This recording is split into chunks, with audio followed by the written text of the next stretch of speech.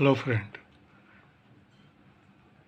हम लोग types of reactions का टॉपिक पर डिस्कस कर रहे हैं। इसके पहले का मेरा वीडियो में combination reactions and decomposition reaction पर हम लोग ने डिस्कस कर लिए थे।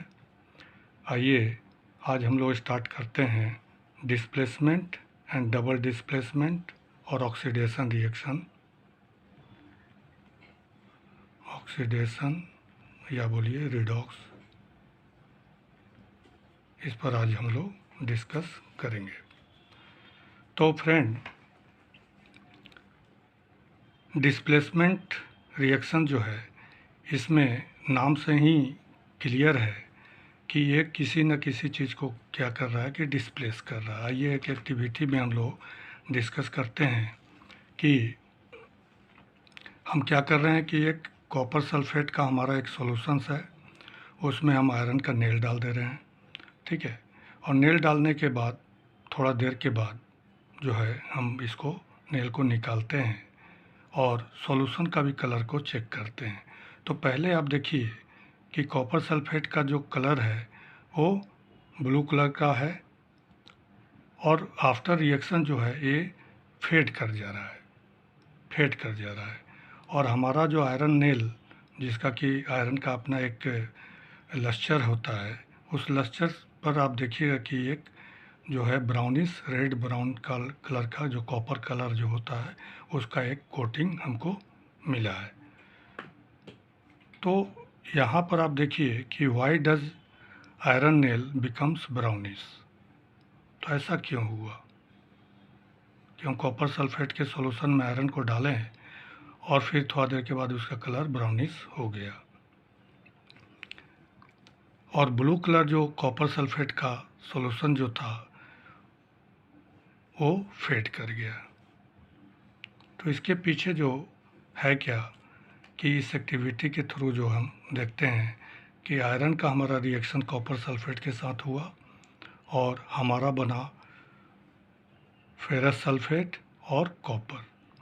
तो यहाँ पर देखिए कि आयरन जो है वो कॉपर को डिस्प्लेस किया है, कॉपर को हटा दिया है। जो कॉपर सल्फेट के साथ कॉपर एसोसिएटेड है उसको हटाया और उसके जगह पर वो खुद जाकर बैठ गया। Fe यहाँ पर सल्फेट के साथ बैठ गया और आपका कॉपर को डिस्प्लेस कर दिया। इसलिए कहते हैं कि ये हमारा डिस्प्लेसमेंट हुआ है, डिस्प्लेसमेंट रिएक्शन के तौर पर, ठीक है। तो यहाँ पर in this reactions iron has displaced और removed another element. Another element यहाँ पर आपका कॉपर है, जिसको कोई और डिस्प्लेस किया है from the copper sulphate solution.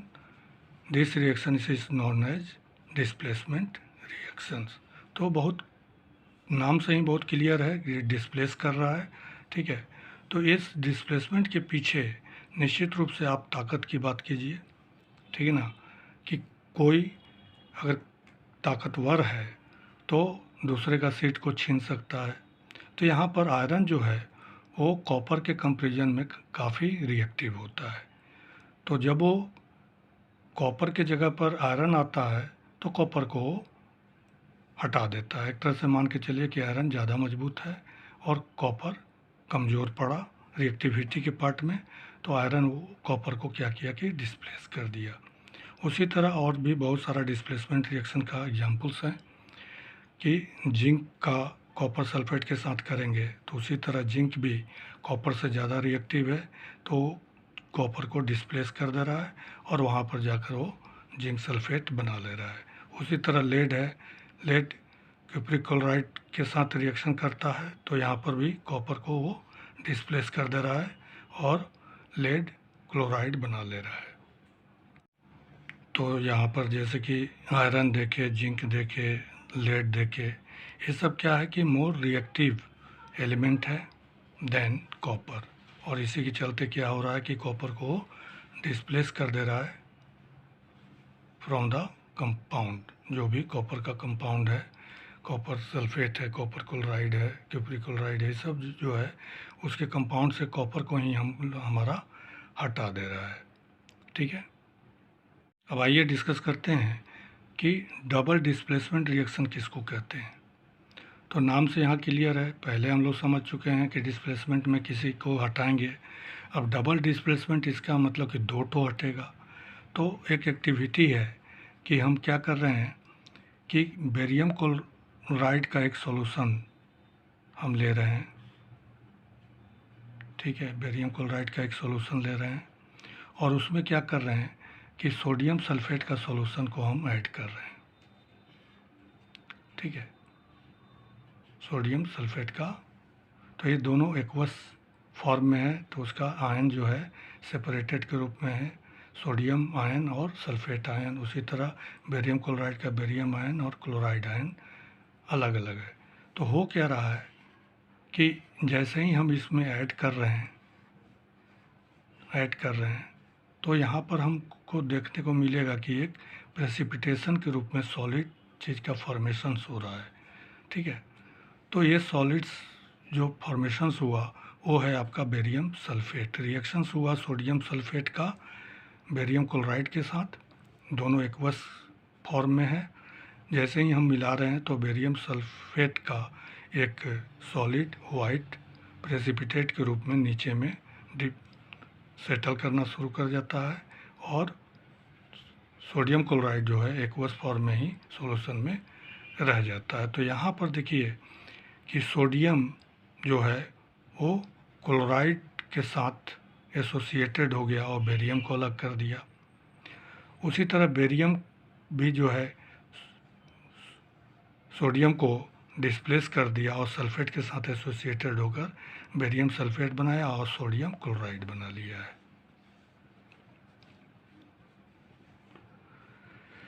तो इस तरह यहाँ पर आप देखिए कि यहाँ पर डबल दो चीज़, एक सोडियम डिस्प्लेस हुआ है और एक बेरियम डिस्प्लेस हुआ है, इसलिए हम इसको बोलेंगे कि ये डबल डिस्प्लेसमेंट है।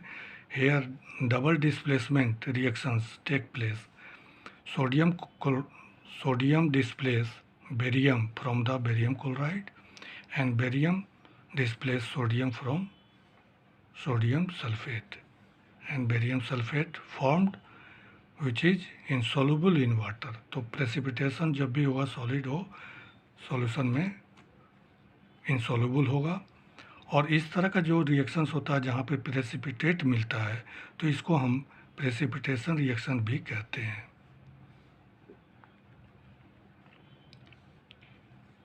तो any reactions that produce precipitate can be called precipitation reactions।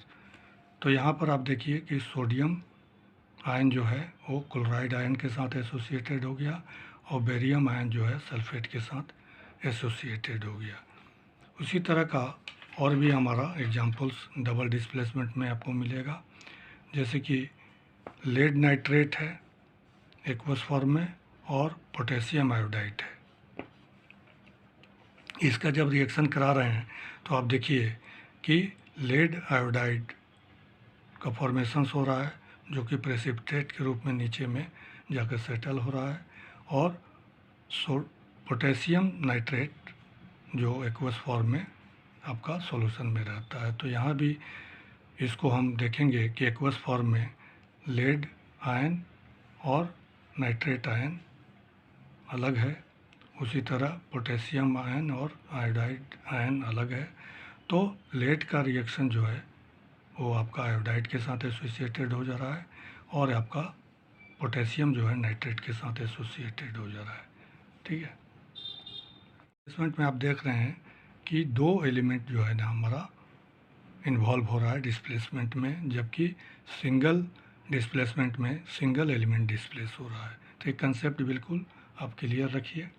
ठीक है, आइए ऑक्सीडेशन एंड रिडक्शन पर डिस्कस करते हैं।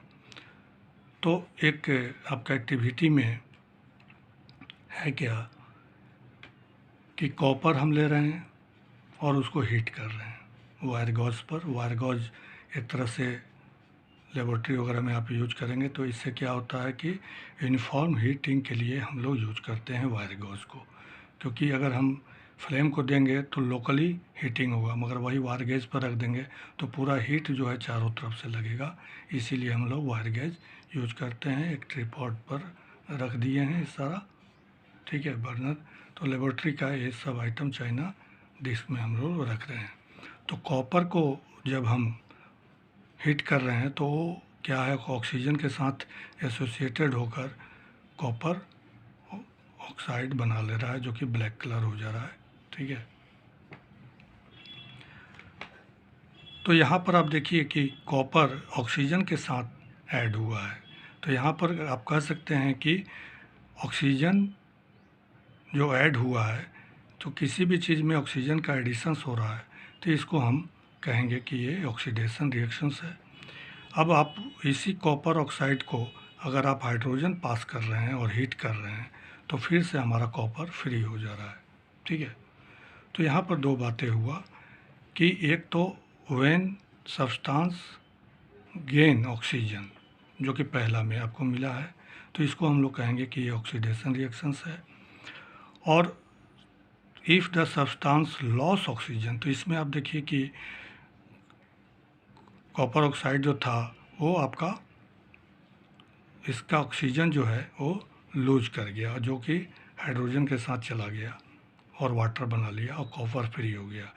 तो कॉपर में यहाँ पर ऑक्सीजन ऐड हुआ तो ये ऑक्सीडेशन हो गया। कॉपर ऑक्साइड में जो आपका ऑक्सीजन लॉस हुआ इसको बोलेंगे कि ये रिड्यूज हुआ है। अब ऑक्सीडेशन और रिडक्शन,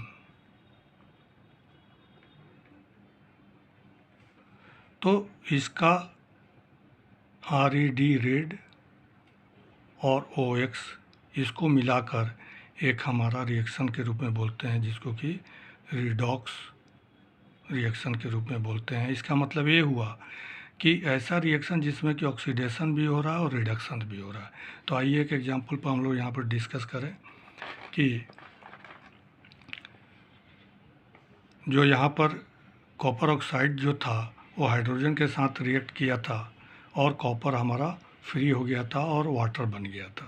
तो इसमें आप देखिए कि यहाँ पर ऑक्सीजन हमारा लॉस हो रहा है और कॉपर में कन्वर्ट हो रहा है, और हाइड्रोजन जो है ऑक्सीजन गेन कर रहा है तो ये वाटर में कन्वर्ट हो रहा है।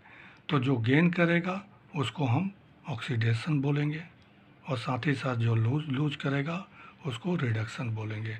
और चूँकि ये दोनों चीज़ एक साथ हो रहा है इसलिए इसको हम लोग रिडॉक्स रिएक्शन के रूप में बोलते हैं, ठीक है। इस तरह का और भी एग्जांपल्स है। जिंक ऑक्साइड कार्बन के साथ रिएक्ट कर रहा है, तो यहाँ पर आप देखिए कि यहाँ पर कार्बन जो है ऑक्सीजन को ले लिया तो ये ऑक्सीडाइज हो गया, ऑक्सीडेशन हो गया, और वहीं पर जिंक ऑक्साइड जो है वो आपका ऑक्सीजन को लूज कर रहा है इसलिए रिडॉक्स रिएक्शन के रूप में हो गया। उसी तरह MnO2 और HCl का रिएक्शन करा रहे हैं तो आप देखिए कि MnO2 में ऑक्सीजन जो है वो लूज होकर मैग्नीज क्लोराइड बना ले रहा है, और वहीं पर हाइड्रोक्लोरिक एसिड जो है ना वो आपका ऑक्सीडाइज होकर क्लोरीन में कन्वर्ट हो जा रहा है, ठीक है। तो यहाँ भी एक रिडॉक्स रिएक्शंस हुआ है। कहीं कहीं पर सिंगल रिडक्शन और ऑक्सीडेशन भी हो सकता है। यहाँ पर जैसे कि मैग्नीशियम है, ऑक्सीजन के साथ रिएक्ट करके मैग्नीशियम ऑक्साइड के रूप में बन रहा है, ठीक है। तो आप सिंपल वे में एक चीज़ समझिए कि ऑक्सीडेशन कब कहेंगे, जब ऑक्सीजन आइदर ऐड हो या हाइड्रोजन उसमें से निकाल रहे हों। ये दोनों पार्ट को हम ऑक्सीडेशन के रूप में कंसीडर करते हैं। वहीं पर रिडक्शंस में ऑक्सीजन चाहे तो लूज कर रहा हो या फिर हाइड्रोजन ऐड हो रहा हो, तो आप किसी भी तरह से आप एक चीज़ को देख सकते हैं। बहुत सारा ज़रूरी नहीं है कि ऑक्सीजन ही ऐड हो रहा हो, अगर उसमें से हाइड्रोजन निकल रहा है तो भी उसको ऑक्सीडेशन बोलेंगे, अगर उसमें ऑक्सीजन माइनस हो रहा है तो भी उसको रिडक्शन बोलेंगे। और इस तरह से जो है ना कंसेप्ट के रूप में बिल्कुल क्लियर आप रखिए कि ऑक्सीडेशन रिडक्शन में आप इन चीज़ों को कि ऑक्सीजन अगर ऐड होगा तो ऑक्सीडेशन, या फिर हाइड्रोजन लूज कर रहा है तो ऑक्सीडेशन रिडक्शन अगर कहेंगे तो चाहे ऑक्सीजन का लॉस होना चाहिए या हाइड्रोजन का एडिशन होना चाहिए। अब हमारा ऑक्सीडेशन रिएक्शन का एवरीडे लाइफ में बहुत सारा फैक्ट देखने को मिलेगा, ठीक है। और उसमें से कुछ इम्पोर्टेंट आपके बुक में जो है, जैसे कि एक कोरोजन है, ठीक है। तो कोरोजन किसको बोल रहे हैं कि iron articles are shining when new. जब भी हम आयरन आर्टिकल को ले रहे हैं और उसको बिल्कुल फ्रेश कर रहे हैं तो उसका अपना एक लस्टर है, वो बिल्कुल शाइन करता है। बट थोड़ा दिन के बाद देखिएगा कि वो डल होते चला गया। तो but get coated with reddish brown powder when left for some time. तो ये चीज़ आप बिल्कुल फेमिलियर हैं कि आयरन पर एक रेड ब्राउनिश कलर का कोटिंग हो जाता है, उसका शाइनिंग लस्टर जो है ख़त्म हो जाता है। तो this process is commonly known as rusting of iron. तो उसको हम लोग कहते हैं कि हमारा आयरन रस्ट पकड़ लिया है। Some other metals also get tarnish in this manner. इसी तरह और सारा भी मेटल जो है वो अपना लस्टर खो देता है, टर्निश हो जाता है, ठीक है। तो colour of coating form on the copper and silver. ये भी आप देखे होंगे कि जो कॉपर का लस्टर है या सिल्वर का जो लस्टर है कुछ दिनों के बाद जो है वो उसका लस्टर ख़त्म हो जाता है। तो when a metal is attacked by a substance, तो इन्वायरमेंट में मेटल एक्सपोज्ड है तो कोई ना कोई चीज़ से वो एक्सपोज्ड हो रहा है। तो जैसे कि मॉइस्चर है, एसिड है, ये सब चीज़ का एक्सपोजर अगर मिलेगा तो आप देखिएगा कि उसका वो टर्निश हो जाता है, रस्ट लग जाता है। तो it is said to corrode and this process is called corrosion. तो कोरोजन इसी को कहते हैं कि जब भी हमारा मॉइस्चर और एसिड का अटैक होता है ऑक्सीजन के इन्वायरमेंट में तो उसमें क्या है कि कोरोजन पकड़ लेता है।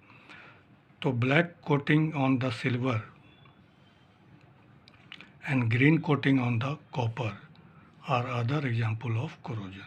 तो आप देखें कि आयरन में हमारा रेडिश ब्राउन कोटिंग हुआ था, उसी तरह सिल्वर में जो है वो आपका ब्लैक कोटिंग हो जाता है और ग्रीन कोटिंग आपका कॉपर वगैरह का आर्टिकल में हो जाता है। सारा जो है एग्जाम्पल कोरोजन से रिलेटेड है। तो कोरोजन कॉज डैमेज टू, अब उसका कोरोजन हो रहा है तो निश्चित रूप से मेटल से रिएक्ट करके मेटल का कुछ पार्ट जो है वो लॉस हो गया। तो corrosion cause damage to car body, bridge, iron rail, ship and to all object made of metal. तो चूँकि कोरोजन हो रहा है तो ये कहीं ना कहीं हमारा मेटल को डैमेज कर रहा है, चाहे वो कोई भी हो, कार हो, ब्रिज हो, रेल हो, शिप हो, ये सारा जो है हमारा डैमेज हो रहा है।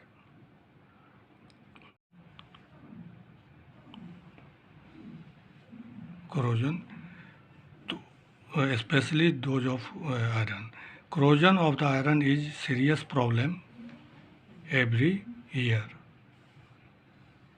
enormous amount of the money is spent to replace damaged iron. तो कोरोजन हो गया, आप छत वगैरह में कई बार आप देखिएगा कि क्या है कि रस्ट पकड़ लिया और छत ही हमारा डैमेज हो गया। तो इस तरह से कोरोजन से रिलेटेड हमारा बहुत सारा लॉसेस होता है, ठीक है।